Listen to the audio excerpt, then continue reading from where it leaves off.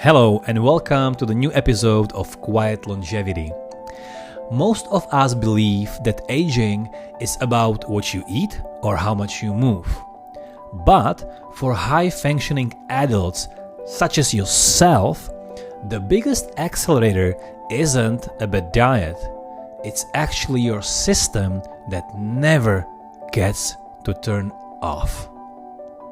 You've likely felt it. That subtle, persistent shift that happens somewhere between 35 and 50. You are still disciplined. You still show up. You might even be eating better and exercising more than you did in your 20s. And yet, the mirror and your energy levels tell a different story. You feel more fragile. You feel thinner in your capacity to handle the world. The common narrative tells you that you just need more discipline, better habits, more biohacks. But for the person balancing a demanding career, growing children, and perhaps the increasing needs of aging parents, adding another habit feels like trying to put out a fire with a cup of gasoline. It's just one more thing to fail at. The truth is often much simpler, though harder to hear. You aren't aging faster because you're lazy or because you had that extra glass of wine. You are aging because your nervous system has forgotten how to feel safe. Think about your typical Tuesday. It doesn't start with a crisis. It starts with a notification, then a mental list of things you forgot to do yesterday, then the friction of getting the household moving. By 9 a.m., before you've even sat down to work, your internal engine is already running at 4,000 RPMOS. You aren't in danger, but your biology doesn't know that. It only knows that the pressure is constant. We see this in the small moments. It's the way your heart rate stays slightly elevated even after a meeting ends.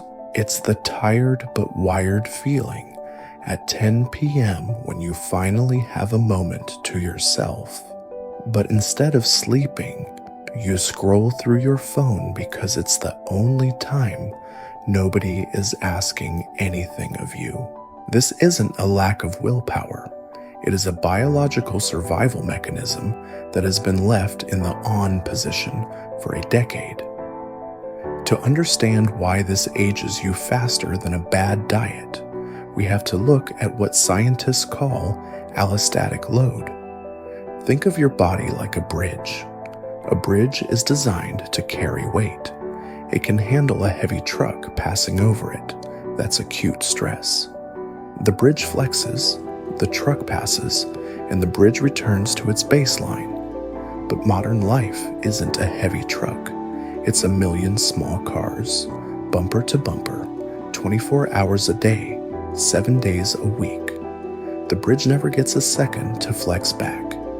Eventually, microscopic cracks form in the foundation, not because the cars are too heavy, but because the load is never ending.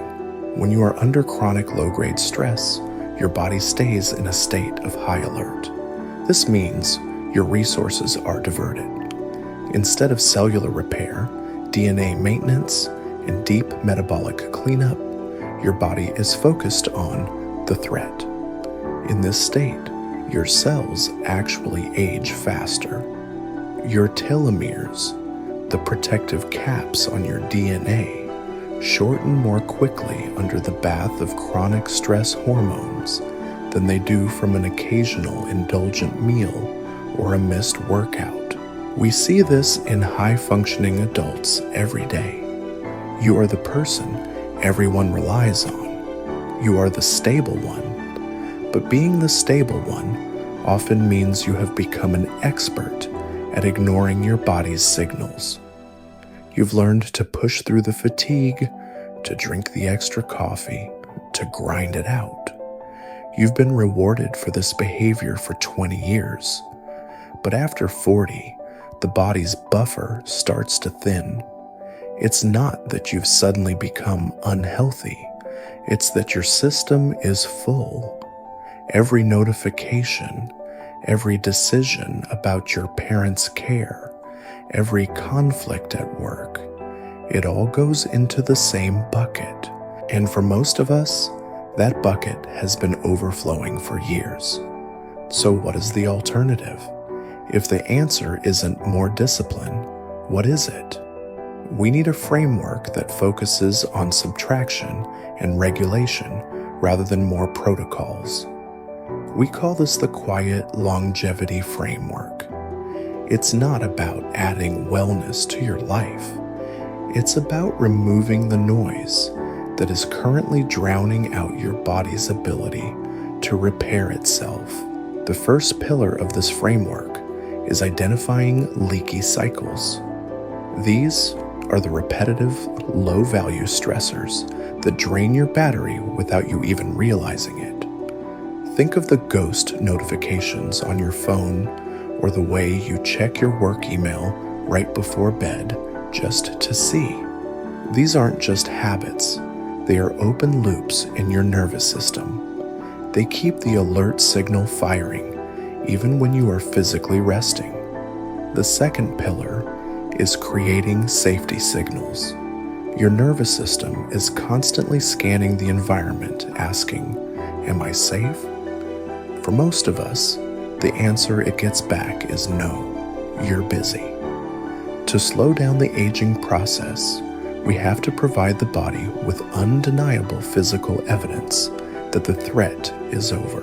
We've established that the cars on the bridge are the problem, not your lack of a perfect diet.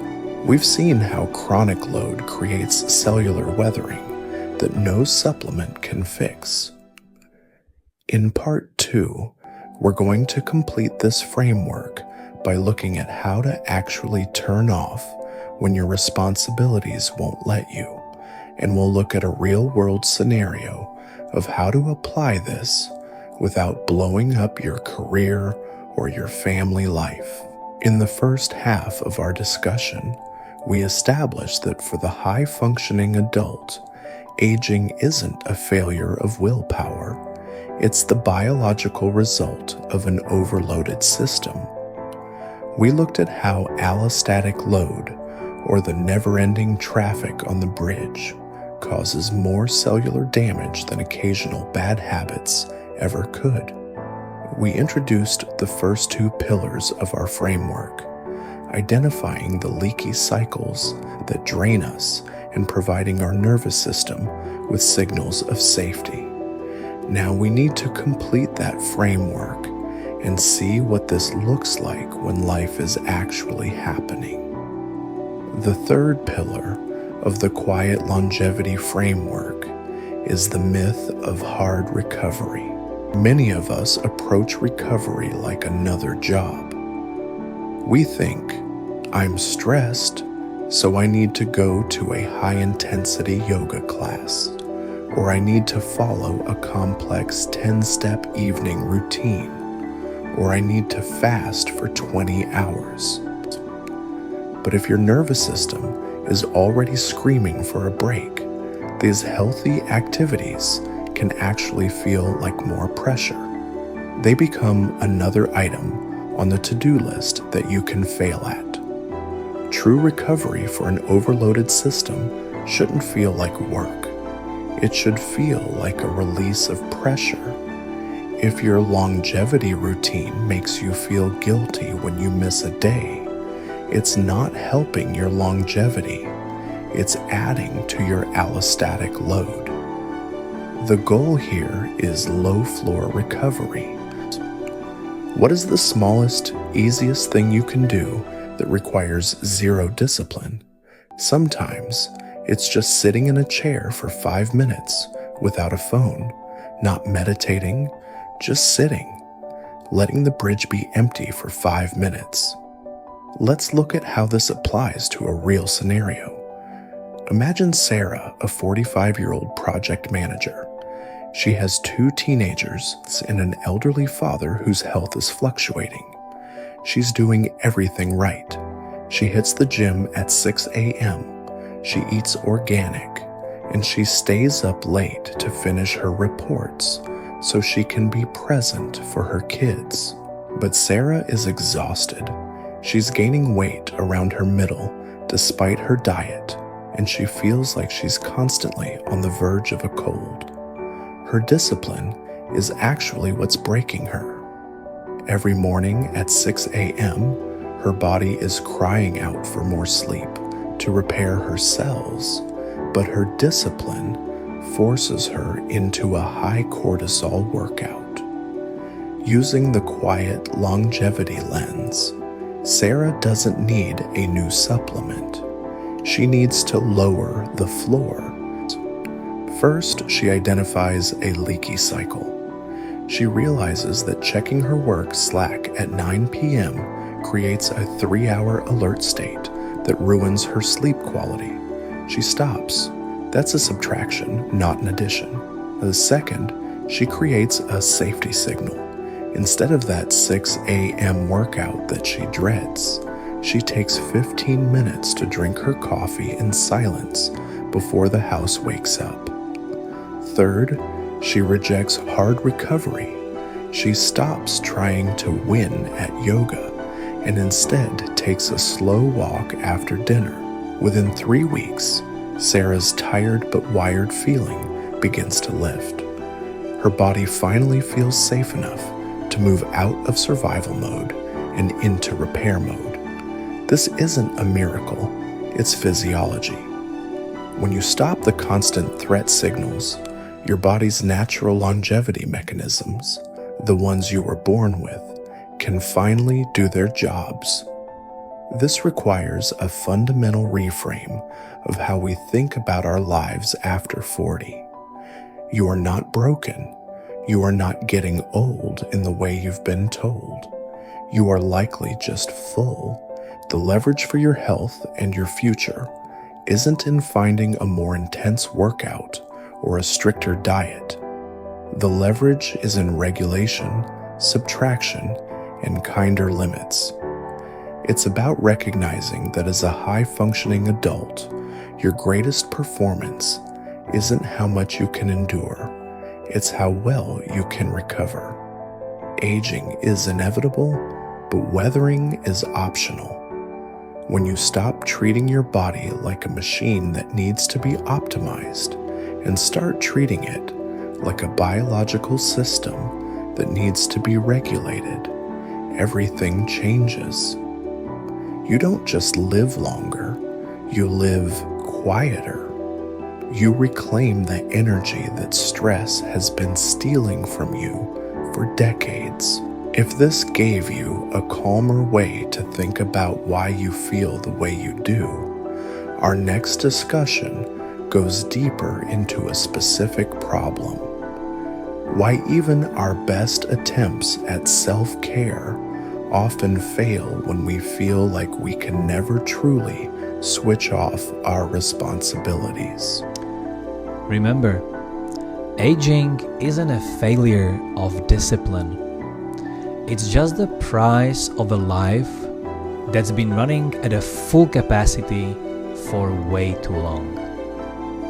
Thank you for watching, and I'll see you in the next video.